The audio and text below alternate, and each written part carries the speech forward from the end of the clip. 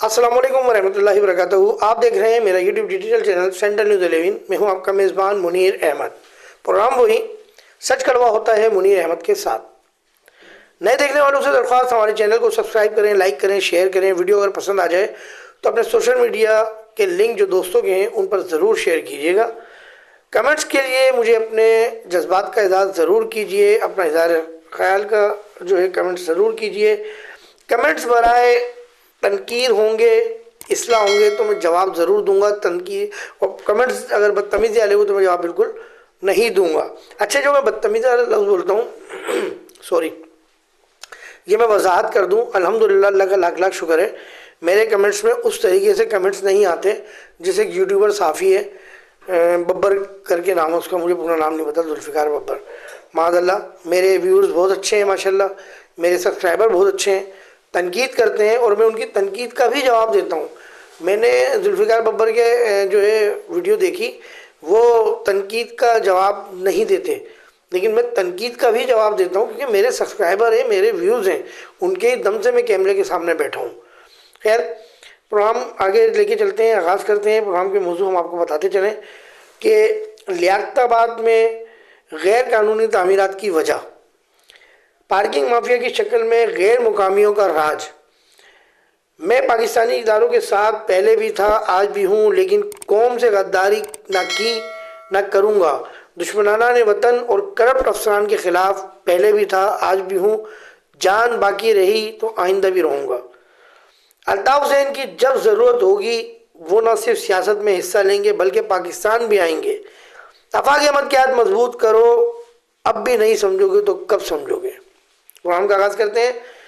देखिए, लियाकताबाद में गैर कानूनी तामीरात जिस तरह हो रही हैं, एक बार फिर उसकी मैं वजह बताऊं। असिस्टेंट कमिश्नर जो हैं उनके जो एक साथ लड़का होता है उसका नाम है मुसव्विर। मुसव्विर ने एक छत पहले भी डलवाई थी। नदीम औरंगज़ेब साहब उस वक्त असिस्टेंट कमिश्नर थे। देखिए, अगर कोई कंप्लेन होती है, कोई शिकायत होती है किसी भी इदारे के एम्प्लॉइज़ के ख़िलाफ़, तो जो उसके साथ जुड़ा होता है सीनियर, उसकी इन्वेस्टिगेशन करता है। मैं नदीम औरंगज़ेब साहब जो असिस्टेंट कमिश्नर थे, मैं उनका जो है शुक्रिया अदा करता हूँ। उन्होंने 3 दिन में उसकी तहकीकात की और 10 नंबर में एक बिल्डिंग की जो छत थी वो 50,000 रुपये मुसव्विर ने लिए थे, जो नदीम औरंगज़ेब के पीए के तौर पे साथ चल रहा था, और उसने छत डलवाई थी। तो नदीम औरंगज़ेब साहब ने मेरी खबर पर जो मैंने तस्वीर के साथ चलाई थी, शायद अगर मेरे एडिटिंग रूम में होगी तो वो स्क्रॉल पे आप देख रहे होंगे। और दूसरे दिन 3 दिन की इन्वेस्टिगेशन के बाद नदीम साहब ने वो छत तोड़वा दी थी। उस पर 50,000 रुपये मुसव्विर ने लिए थे। तो मेरे पास जो इत्तलातें हैं, चूँकि मैं खुलेआम बोलता हूँ, कोई यूट्यूबर, कोई साफ़ी नहीं बताता कि वो कहाँ रहता है। भाई मैं बताता हूँ, अल्हम्दुलिल्लाह मैं लियाकताबाद में रहता हूँ। मुझे इसलिए पता है लियाकताबाद में जो गैर कानूनी कंस्ट्रक्शन हो रही है इंतहा से ज़्यादा वो गैर तसल्ली बख्श हो रही है। मुसव्विर उनको टाइम दे रहा है एक छत पे 7 से 8 दिन का। आप मुझे बताओ, छत डलती है 7 से 8 दिन में, कैसे खुल जाएगी, कैसे उसमें मजबूती आएगी? पानी की तराई नहीं हो रही है, छत खुल नहीं रही है, ऊपर दूसरी छत डल रही है। इसकी वजह क्या है, क्या मसला है? क्यों लोगों की जानों से खेला जा रहा है? बिल्डिंग कंट्रोल के मामला अगर देखा जाए लियाकताबाद में, तो 3-3, 4-4 लोग बिल्डिंग कंट्रोल के नाम पे पैसे ले रहे हैं। उमेर छिलका नामी लड़का है, वो बीटर है। मैं ये कहता हूँ, ऐसे जो लियाकताबाद से मैं दरख्वास्त करता हूँ राशिद साहब से कि वो उमेर छिलका को अरेस्ट करें। देखें, औरंगी टाउन में जो टाउन चेयरमैन है वहाँ के, उन्होंने जो है जब उनको पता चला कि बीटर हैं और वो एसबीसी का नाम इस्तेमाल करते हैं, तो उन्होंने उनको अरेस्ट करवाया। उन्होंने सब जगह कह दिया था कि कोई भी अगर ऐसा है तो आप हमें बताएं, हम इस पर काम करेंगे। तो वो उन्होंने करा, जो वहाँ के औरंगी टाउन के हैं।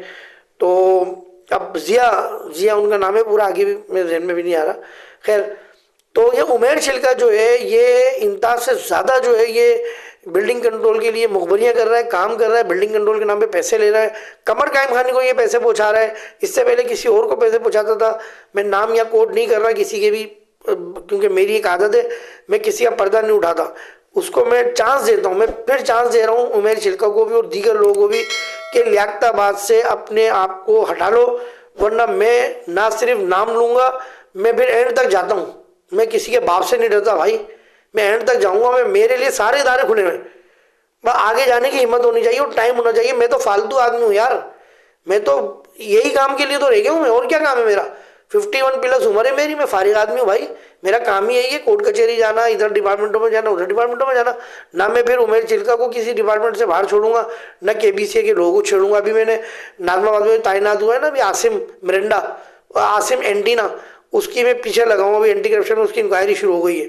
खैर, तो उमेर चिल्का के लिए मैं SHO ढाकताबाद साहब से दरख्वास्त करता हूँ कि वो जो है इस पे फ़ौरन एक्टिव करें, या इसको एक्टिव वो करें, इसके खिलाफ कार्रवाई, और अपने इंटेलिजेंस को एक्टिव करके इसको जो है हिरासत में लें। ये लोगों से पैसे जमा कर रहा है SBCA के नाम पे, उमेर छिलका। फिर मैं बता दूं, आगे चलते हैं।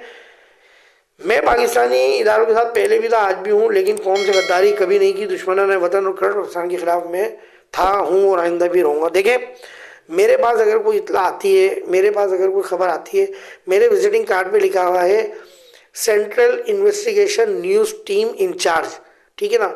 मेरे साथ ज़ाहिर है 35-40 लड़के हैं, हर UC में 2-2, 3-3 लड़के काम कर रहे हैं।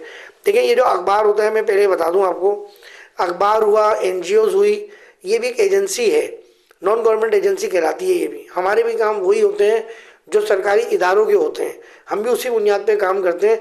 अब ये हमारा ज़र्फ और ज़मीर है कि हम अपने आप को बेचें, या हम अपनी माँ की मट्टी से सौदा करें, या हम अपना काम तरीके से करें।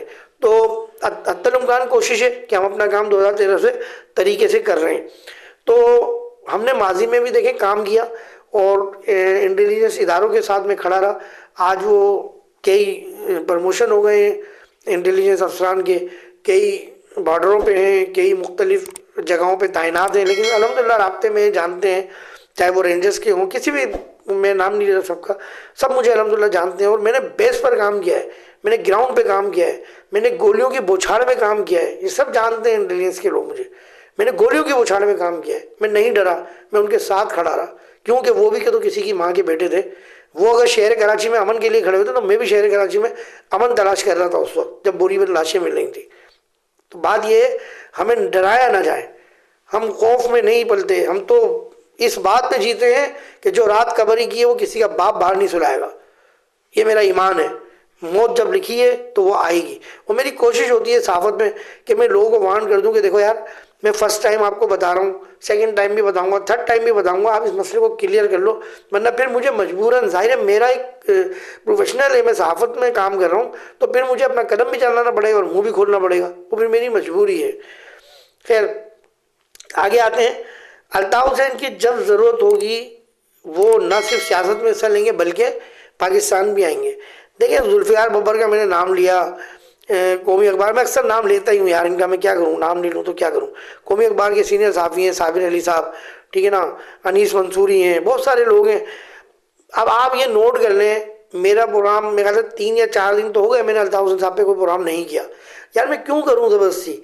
आज जुल्फ़िकार बब्बर का मैंने अभी थंबनेल देखा, प्रोग्राम देखा, मैंने बोला यार मैं अगर किसी इदारे में होता ना, मैं इसको बंद कर देता। यकीन करें आप, उसका थंबनेल कि अल्ताफ हुसैन साहब 25 जनवरी को नहीं आए, इसकी वजह क्या, मैं आपको बताता हूँ।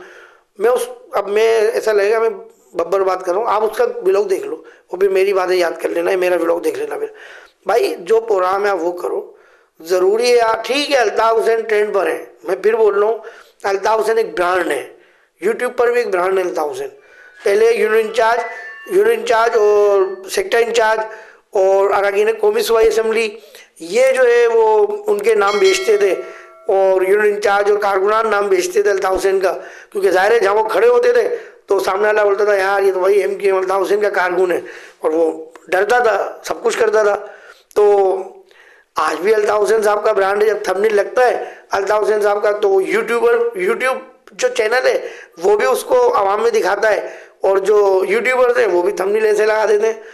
तो भाई मैं तो नहीं करता। देखिए, मैं फिर बता रहा हूँ, 3 दिन 4 दिन हो गए मेरे ख्याल से मैंने अल्ताफ साहब पे प्रोग्राम नहीं किया। जो बात होती है मैं वो करता हूँ, और जो बात नहीं होती मैं वो नहीं करता, क्योंकि मैं अल्हम्दुलिल्लाह मेरा दिसंबर 25 या 24 को मेरा 11 चैनल मोनेटाइज हो चुका है। एक चैनल पहले मोनेटाइज हुआ है, मेरा इस्लामिक चैनल है वो।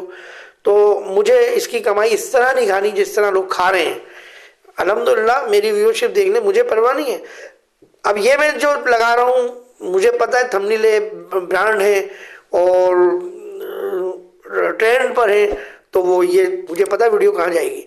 लेकिन मैं ये थोड़ी कि अब कोई न्यूज़ ही नहीं है और मैं अल्ताफ हुसैन के नाम से कुछ भी लगाऊँ और थंबनेल लगा के मैं रोज़ 5-5 हज़ार 10-10 हज़ार में व्यूज़ इकट्ठे कर लूँ। मैं खैर इसको अच्छा नहीं समझता। रिस्क हलाल और रिस्क देने वाला अल्लाह की ज़ात है, ये थंबनेल वंबनेल कुछ भी नहीं है। तो अल्ताफ हुसैन साहब के लिए देखें, मैं बहुत बार कह चुका हूँ कि अल्ताफ हुसैन साहब, मैं सीधी बात कहूँ यार, मैं क्या कह चुका हूँ, जो लोग कराची में रहते हैं 92, दो चीज़ें फिर बता देता हूँ, बार बार बतानी पड़ती हैं। ऐसा हुआ था कि बेनज़ीर को भी निकाल दिया था, नवाज शरीफ को भी निकाल दिया था और इन दोनों को पाबंदी लगा दी थी कि ना ये कभी ज़िंदगी में सियासत में हिस्सा लेंगे, ना ये कभी ज़िंदगी में पाकिस्तान आएंगे। लेकिन ऐसा ग्राउंड बना कि शहीद रानी बेनज़ीर मोहतरमा आ गई पाकिस्तान। मैं अफसोस करता हूँ, हर पाकिस्तानी अफसोस करता है कि वो क्यों आई, उनको नहीं आना चाहिए था। आज वो हमें होती, अगर वो भी बानी MQM की तरह नहीं आती तो। खैर वो आई, नवाज शरीफ भी आए, मिसाकी जमहूरियत हुआ, आज 45 बादशाह है, 3 दिन गवर्नमेंट ने कर ली जब से अब तक। अल्ताफ हुसैन साहब पर 92 में ऑपरेशन शुरू हुआ और ऐसा खतरनाक ऑपरेशन शुरू हुआ, ये तो बहुत अच्छा दौर है। अब मैं जो बात बोलूँगा ना वो MQM के कारकुनों को बुरी लगेगी, तो मुझ पर हिट तो करते हैं, मैं उनको जवाब भी देता हूँ फिर। लेकिन अब मैं बताऊँ, देखें अल्ताफ हुसैन साहब के खिलाफ जो ऑपरेशन शुरू हुआ था 92 में, तो ये सोशल मीडिया नहीं था, मोबाइल भी बंद कर दिए थे, मोबाइल खुले हुए थे उससे पहले, लेकिन मैं मोबाइल बंद कर दिए गए थे, पेजर सिस्टम चलता था, ठीक है ना। अच्छा, आज का जो दौर है वो सोशल मीडिया का दौर है, कोई बात चुप नहीं। ये सोशल मीडिया जितना चाहे मॉनिटर हो जाए, लेकिन काम लग जाता है, काम उतर जाता है, ठीक है ना। तो अल्ताफ हुसैन से मोहब्बत अगर PTI के कारकुनान की तरह की जाती ना, या की जाए अब भी, तो मैं कहता हूं कि इदारों को अल्ताफ हुसैन को लाना मजबूरी बन जाएगा, जैसे 92 में मजबूरी बना था।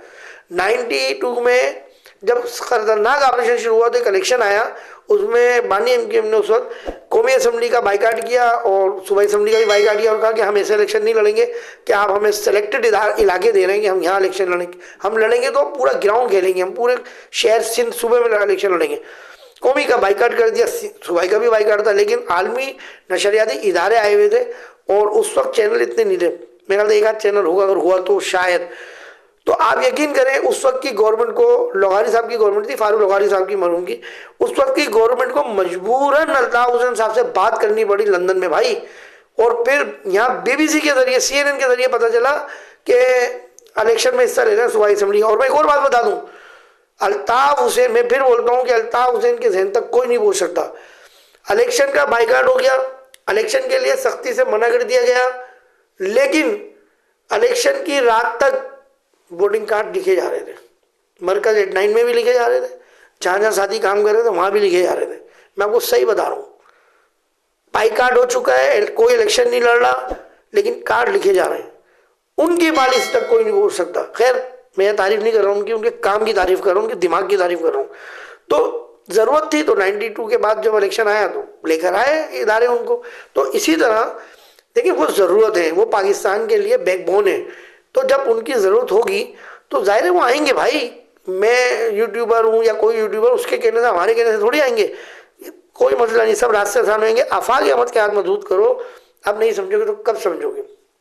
देखो गद्दारी हुई, आफाक साहब ने गद्दारी की, जो भी की उन्होंने अपनी माफ़ी मांग ली, ठीक है ना। मैंने भी एक प्रोग्राम में तल्ख जुमले इस्तेमाल किए थे उनके लिए। मेरी बशर्फ ज़ाती उनसे कोई ना मुलाकात है, ना हुई है, ना कभी मैंने करने की कोशिश की है। साफ़ी हूँ, जा सकता हूँ, टाइम ले सकता हूँ, लेकिन मैंने नहीं की, ज़रूरत नहीं है मुझे, मैं ज़रूरत नहीं समझता भी। खैर, तो आफाक अहमद साहब ने एक गद्दारी की थी ना, उसकी उन्होंने माफ़ी मांगी। जो कुछ हुआ उस गद्दारी के बाद, गद्दारी पे माफ़ी नहीं मांगी उन्होंने, रीज़न दिया था गद्दारी करने पर। माफ़ी किस चीज़ की मांगी? जो कुछ हुआ उसमें, बोरीवन लाशें हुई, अरेस्ट हुए, टॉर्चर हुआ माजिद कौम की, उन्होंने उस पर माफ़ी मांगी। तो अब आफाक अहमद साहब ने माजिद लफ्ज़ नहीं छोड़ा, ठीक है ना, माजिद लफ्ज़ उन्होंने नहीं छोड़ा। अब मुस्तफ़ा कमाल साहब ने, इन्होंने अलग हुए, ये आए। मुस्तफ़ा कमाल को मैं आज भी तारीफ़ करता हूँ कि इनके आने से वो उस तरह मामला नहीं थे जैसा आफाक साहब के दौर में थे कि लाशें मिल रही हैं, टॉर्चर हो रहा है। खैर उन्होंने नौजवानों को सपोर्ट किया, फैमिलियों को साथ मिलाया। लेकिन अब क्या हो रहा है इनके पाकिस्तान में, आप खुद देखें क्या हो रहा है इस वक्त महाजिर कौन कहाँ देखे, मुझे ये बताओ ना यार। मैं भी तो महाजिर हूँ, मेरा खून के आंसू दिल रोता है। यकीन करें आप। क्यों कि फिरदौस शॉपिंग सेंटर से लेकर यूसी की बात जो गली है आखिरी कुबा वाली, कोई गली ऐसी नहीं है जहां महाजिर लड़का नहीं मरा और बुरी तरह तशद्दुद से नहीं मरा हो, जिसकी लाशें देखते हुए भी इंसान काम उठता था कि यार ये वो बच्चा है जिसको मैंने 1 घंटे पहले तक सही देखा था। और 1 घंटे में काम होता था, 1 घंटे में, 1 घंटे में पूरा ड्रिल होता था पूरा जिस्म। 1 घंटे में ऐसा लगता था कोई ट्रेंड याफ्ता लोग हैं जो कुछ ये लोग कर रहे हैं। अभी बस जज्बात में आ जाऊंगा, मैं वो बात नहीं कर रहा, लेकिन मैं ये कह रहा हूँ वहां से लेकर आखिरी गली तक हर लड़के लाशें मिली थी। तो देखिए इस वक्त जो महाजिर कास्ट पे काम कर रहे हैं वो आफाक साहब काम कर रहे हैं। अगर हम महाजिर को मिलकर इनके हाथ मजबूत करते हैं, महाजिर कास्ट के लिए वो आवाज़ उठा रहे हैं, तो कम से कम हमें इनका साथ देना चाहिए। महाजिर कास्ट के लिए मैं बात कर रहा हूँ, बाकी मैं किसी की भी बात नहीं कर रहा। महाजिर कास्ट के खातिर हमें इनका साथ देना चाहिए, क्योंकि महाजिर कास्ट के लिए काम कर रहे हैं। आज तक इन्होंने महाजिरों के नुमाइंदगी ख़त्म नहीं की। और मैं जानता हूँ एक प्रोग्राम में इन्होंने इजहार भी किया, और मैं भी जानता हूँ कि इनको कितना कुछ जो है वो बर्दाश्त करना पड़ता होगा। लेकिन खैर अब मैं बहुत सच बोलने जा रहा हूँ, आप लोग बोलोगे मैं कैसी बातें करता हूँ। जाहिर है जब इनको कहा जाएगा ये भी महाजिर लफ्ज़ छोड़ देंगे, लेकिन अभी तक तो नहीं छोड़ा, क्योंकि यहाँ पाकिस्तान में वो अपनी मर्जी से कुछ नहीं करता भाई। यहाँ पाकिस्तान में आप अपनी मर्जी से ना तो एक ईंट लगा सकते हैं, ना कोई तंजीम बना सकते हैं, ना कुछ आप कर सकते हैं। बस बात कहीं की कहीं चली जाएगी। प्रोग्राम का इंतजाम करते हैं, अपना बहुत ख्याल रखिएगा, दुआ कीजिएगा पाकिस्तान ताकि क़यामत तक सलामत रहे। हमारे इदारे पाक फौज, rangers, police, army, navy, air force, तमाम इदारों के जवान और अफसरान को अल्लाह उनके अपमान में रखे, अल्लाह अपने अमान में रखे उनको और उनकी हिफाजत फरमाए। कैमरामैन अरज अब्बासी के साथ सेंट्रल टेलीविजन से मुनीर अहमद को इजाज़त दीजिए। अस्सलाम वालेकुम रहमतुल्लाहि व बरकातहू।